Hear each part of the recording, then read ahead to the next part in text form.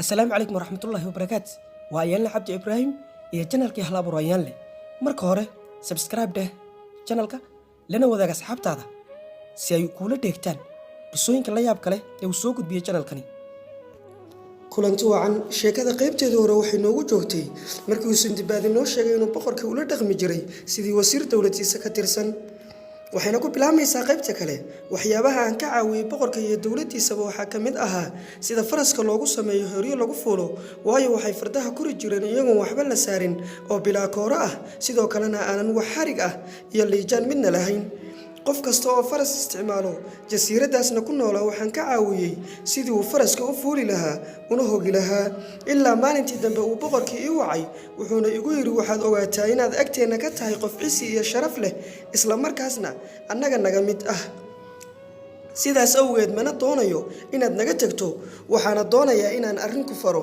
oo aad igu adeecdo iguna caasinin markaas ayaan ku dhahay maxaad iga doonaysaa boqorow inaan kugu adeeco waayo aniga qowlkuguma soo celin karo maadaama aad abaal weyn ii samaysay markaas ayuu igu dhahay waxaan kaa rabaa inaan kuu guuriyo gabar annaga naga mid ah gabar qurux iyo hanti leh waxaanse kaa rabaa inaad annaga nala joogto oo aad toos halkan u soo degto isla markaasna aad qasrigan qayb ka degtid wax kale kaama rabo intaas ayaan kaa rabaa ee ha igu khilaafin markii aan hadalka boqorka maqlay ayaan xishood dareemay waana ka xishooday inaan u jawaabo anigoo aamusay markaas ayuu boqorkii igu yiri maxaad iigu jawaabi laadahay wiilkaygiyow markaas ayaan ku dhahay boqorkayga amarka adiga iska leh waxa doonta samee markaas ayuu isla waqtigiiba dalbay in la keeno qaadigii iyo markhaatiyaashii isagoo isla waqtigiiba ii guuriyay gabar sharaf iyo maamuus leh nasab sarana ka dhalatay waxayna ahayd gabar aad u qurux badan sidoo kalena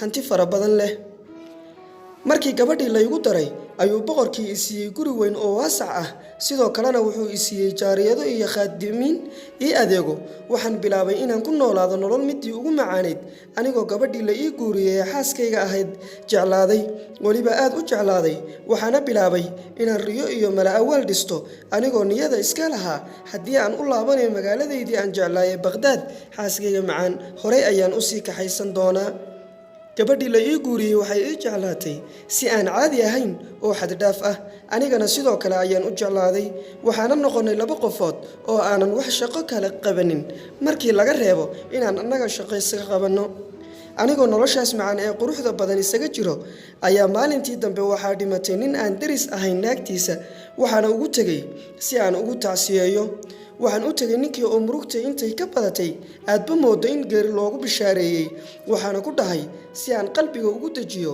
waxba ha murugoonin ilaahay ayaa bedel khayr qabo kuugu bedelayo waxaana rajaynayaa in xaaskaaga labaad aad cimri fiican oo barakaysan wada qaadataan markaas ayuu bilaabay ninkii inuu sii ooyo wuxuuna i dhahay sidee ayaan gadaasheeda u guursan karaa ama bedelkeeda u heli karaa ayadoo nolosheeda oo dhan wax maalin ka yar ay iiga dhiman tahay markaas ayaan ku dhahay walaalkay istaji oo sabar naftaadana dhimasho ha u saadaalin waayo waad caafimaad qabtaa marka alxamdulillaah dheh markaas ayuu i dhahay adiga waxba ma ogid orod iska bax waayo aniga bariba waa la i dili doonaa markaas ayaan anoo yaaban ku dhahay sidee ku dhici kartaa sideese adigu ku ogaatay wuxuu igu jawaabay maanta ayay xaaskayga duugi doonaan anigana markay duugaan ayay qabriga ila gelin doonaan oo ila duugi doonaan waayo caadooyinka iyo dhaqankeena ayaa waxay tahay in haddii naagtu dhimato ninka qabana laga daba duugo haddii ninka dhintana naagta uu qabo ayaa laga daba duugaa waxaana labadoodaba lagu duugaa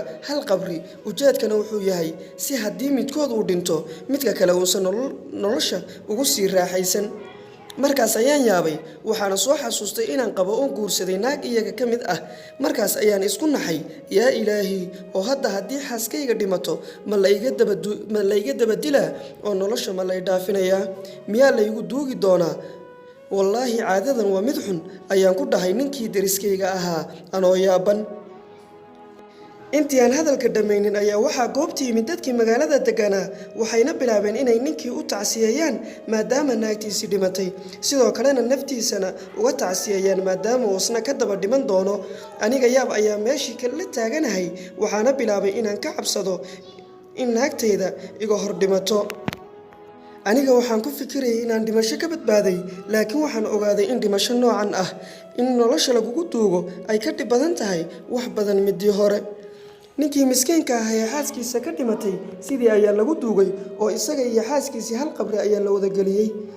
anigoo kurbaysan ayaan soo baxay, waxaana u imid boqorkii. markaas ayaan bilaabay inaan arrinta kala hadlo una sheego in ay dhaqan aan fiicnayn tahay. boqorkii ayaase ii sheegay in caadadan ay ka soo gaareen awoowayaashoodii hore, isla markaasna aysan waxba ka bedeli karin. markaas ayaan ku dhahay, haddii uu qof qariib ah oo aan ka mid ahayn dadka jasiiradan ku nool uu xaas ka guursado sidayda oo kale, kadibna xaaskiisa dhimato, asagana ma laga daba duugaa oo dhaqankan miyuu maraa? boqorkii oo fahmay ujeeddada hadalkayga ayaa inta dhoosha ka qoslay igu dhahay, haa, xeerka iyo dhaqanka ayaa isagana qabanayo oo waa laga daba duugaa. markaas ayaan bilaabay inaan dareemo walwal iyo kurbo hor leh, waxaana ku ducaystay in xaaskayga aysan dhiman hortayda oo aan aniga ka hor dhinto intii nolosha laygu duugi lahaa. hase yeeshee qadarta rabbi cid hor istaagi karto ma lahan. waxaa dhacday in xaaskayga ay xanuunsato, maalmo kadibna geeriyooto. markaas ayay dadkii bilaabeen inay ii yimaadaan ina tacsiyeeyaan, sidoo kalena u tacsiyeeyaan ehelkii ay xaaskayga ka dhimatay.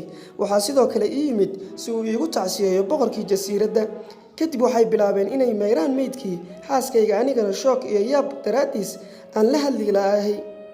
markii ay u mayreen ayay u labiseen dhar noocii ugu quruxda badnaa, iyagoo sidoo kalena ku qurxiyey xarayr, dahab, diamond iyo wax kasta oo la isku qurxiyo, sidoo kalena aad u carfiyey. waxaana la geliyey qabrigii. markii ay xaaskayga qabriga geliyeen ayay aniga dhankayga soo aadeen si ay ii sagootiyaan. markaas ayaan qaylo afka labadii yeeray anigoo leh, aniga waxaan ahay qof qariib ah, mana ka mid ihi dadka jasiiradda ku nool ee nolosha ha igu duugina. dhaqankiina idiin gaar yahay, aniga iska kaydaaya. laakiin aniga lee cabaaday, waayo ma jirto qof inuu hadalkayga dheg jalaq u siiyo iska daaye. qof isoo fiiriyey xitaa ma arkin. kadib ayay bilaabeen in ay xarig dhexda iga xiraan. waxay sidoo kale jeebabka iga buuxiyeen muufo iyagoo caagad biyaana ii dhiibay. markaasay i korgeeyeen qabrigii xaaskayga ay ku jirtay. yaa ilaahi, dherer badana waxaad moodaa inuu yahay ceel dheer sidii uu dheer awgeed. markaas ayay si xoog ah qabrigii ii geliyeen. markii aan qabriga salkiisa tegay ayay i dhaheen, xarigga soo fur. hase yeeshee ma aanan samayn. markaas ayay xariggii oo dhan iga soo daayeen, kadibna qabrigii kor ka oodeen. meeshii godka ahayd misna mugdiga badnayd ee meydka yaaleen igu tuureen. qabriga dhexdiisa wuxuu ahaa mid aad u waasac ah, sidoo kalena waxaa meesha daadsanaa meydad fara badan. waxaana ogaaday inuu yahay qabri wadareed oo qof kasta oo dhinta halkan lagu soo tuuro. godka aan ku jiro mugdigiisa waxaa ka daran urkiisa, waayo waxaa dhex daadsan oo dhex buuxa wixii meyd ahaa oo dhammi. ma ahin urkood wax loo adkaysan karay. qabrigii ayaan iska dhex fariistay anigoo yaqiinsaday toogta shaki la'aan inaan dhimanayo. haddii aan gaajo u dhimanna urkan dartiis iyo hawadan xun awgeed u dhimanayo. waxaan bilaabay inaan muufadii cuno, biyihii aan watayna qayb yar ka cabo si intii awoodeyda ah u sii noolaado. waxaan halkii ku jiray maalmo. maalintii dambe ayaan anigoo aad u tabar daran misna oon darani hayo ayaa waxaan maqlay shanqar. wax yar kadib waxaaba la furay albaabkii qabrigana. waxaa markii ugu horreysay arkay iftiinka adduunyada, waxaana ay soo gashay neecaw qabow. waxaan si ka cabsaday haddii ay arkaan inay i dilaan. markaas ayaan isqariyey oo aan dhuuntay. hase yeeshee waxay godkii qabriga ahaa ku soo rideen nin iyo naagtiisa, iyadoo naagta ay meyd ahayd, ninkana uu sidayda oo kale uu xarigga ku xirnaa. wax yar kadibna godkii ayay mar kale afka ka awdeen, halkiina nagu duugeen.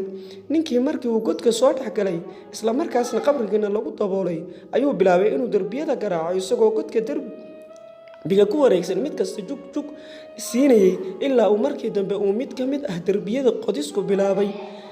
aniga tabardarri iyo baahi ayaa isugu kay darsantay. waxaana go'aansaday inaan ninka la hadlo. waa intaasoo uu biyo iyo muufay siiyaaye. ninkii oo derbiga qodis ku wada ayaa shanqartayda dareemay. markaas ayuu dhankii shanqartu soo milicsaday. markaas ayuu yidhi, waa kuma? waxaan dhahay, waa sindibaad oo weli nool, ninkii qariibka ahaa ee jasiiraddan ku soo dhumay.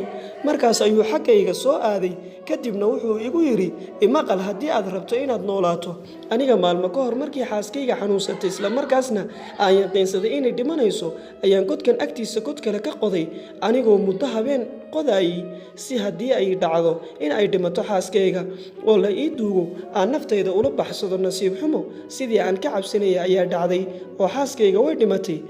marka haddii aad rabto inaad badbaado oo noolaato derbigan ila qod si aan u gaarno godkii aan kaga baxsan lahayn halkan. markaas ayaan ku dhahay waa yahay, laakiin aniga wax tabar ma hayo, muddana wax fiican ma cunin. kadib ayuu xoogaa muufo iyo biyo i siiyey. markaas ayaan bilownay inaan godkii qodno annagoo weliba gacmaheenna adeegsanaynay. wixii aan godkii qodnaba nasiib wanaag waxaan soo gaarnay oo aan aragnay godkii kale, kaasoo ahaa godkii uu diyaariyey ninkii qabriga igula jiray. markaas ayaan aad u faraxnay, waxaana damacnay inaan baxno. markaas ayaan saaxiibkay ku dhahay imaqal, annaga hadda godkan waan ka badbaadnay, laakiin wax xoolo ah ma haysano. markaa maan qaadanno oo urursano dahabka iyo dhaymanka meydadka lagu soo xardhay si aan ugu badbaadno. waxay noqotay fikrad aad u fiican. markaas ayaan bilownay inaan meydadkii oo dhan wixii dahab iyo dhayman u xirnaa urursanno, annagoo ku buuxsanay maryihii ay meydadka wateen. kadibna godkii ayaan ka soo baxnay annagoo imaanay xeebta jasiiradda aan joognay. waxaana halkii ka soo raacnay doon yar oo ninkii saaxiibkay uu meesha ku diyaarsaday. badda ayaana isku sii daynay. wixii aan in muddo ah soconnaba nasiib wanaag waxaan markii dambe aragnay oo la kulannay markab aad u weyn. waxaana bilownay inaan markabkii gacmo haadino ilaa aan ugu dambayn ka soo gaarnay. aniga iyo saaxiibkay wixii dahab ee aan helnay waan kala qaybsannay, wuxuuna ahaa dahab aad u tiro badan. annagoo markabkii in muddo ah ku nasannay, kadibna nin walba jidkiisa ayuu ku dhacay. intii aan jidka ku soo jirnay saaxiibkay waxaan uga sheekeeyey safaradii aan horay u galay iyo wixii dhibaato ee aan kala soo kulmay, isagoo aad ula tacajabay. kadib aniga waxaan u soo jihaystay magaaladaydii aan jeclaa ee Baghdad. waana soo maray in muddo ah ku nastay magaalada Basra, anigoo isugu hanjabay inaan safar dambe geli doonin. markii aan imid Baghdad ayaan dahabkii qayb ka mid ah iibiyey, waxaana dib ugu laabtay ehelkaygii kuwaas oo aad ugu farxay aragtidaydii.